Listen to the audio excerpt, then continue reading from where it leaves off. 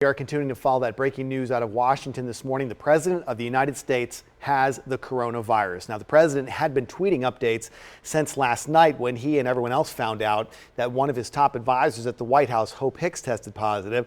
But then around 1 o'clock this morning, this most recent tweet. It reads, "Tonight, FLOTUS, First Lady of the United States, and I tested positive for COVID-19. We will begin our quarantine and recovery process immediately." The President continues, "We will get through this together." And I'm joined now by WMAR2 News' Aaron McPherson, who's been watching the developments coming down from overnight. Again, that tweet from the President was around 1 o'clock this morning. What's been the reaction in the ensuing 5.5 hours?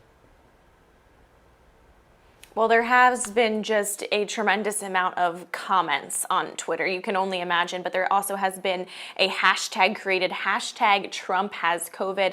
There's been GIFs, pictures, you name it, a ton of things posted on Twitter. A lot of people actually referring to the debate when President Trump was making fun of Joe Biden for wearing a mask. So that's some of the things that have been posted. Just a lot of people's reactions to this news, and a lot of people also just sending their well wishes to the President and the First Lady, hoping that they do get better. One of those people, Vice President Mike Pence, tweeting, saying, sending their love and prayers to the President and the First Lady. So just a lot of people, hundreds of thousands of retweets and comments with that hashtag Trump has COVID as well. Now, both President Trump and Melania are quarantining at the White House, and before this was confirmed that they both tested positive for the coronavirus, they did start that quarantine process because they knew they had exposure after one of Trump's closest aides, Hope Hicks, tested positive yesterday. Now, Hicks started feeling sick during the plane ride home from a rally in Minnesota on Wednesday night.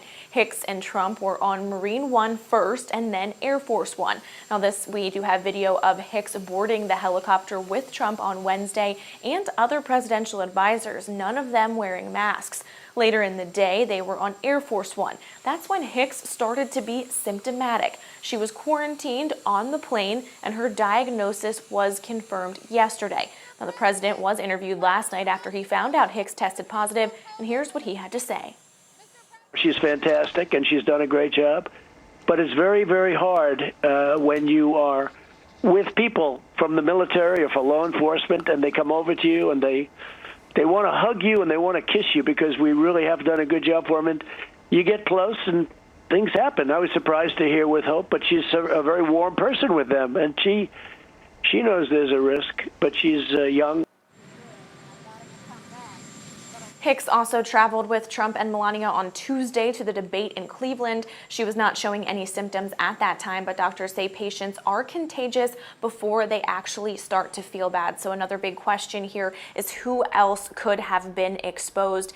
Did the president have the coronavirus on Tuesday at that debate? Now, we're looking at Joe Biden's tweet here, and there has been no posts as of today, the last one 9 hours ago, so we are not sure what the current status is there. Is he going to get tested? Has he been exposed? So that's just a big question of who else could have potentially been exposed. And then just also, how does this impact the election? The next presidential debate is scheduled for October 15th, so will the president be out of quarantine by then? Just a lot of questions, so we are making sure we're staying on top of this developing story.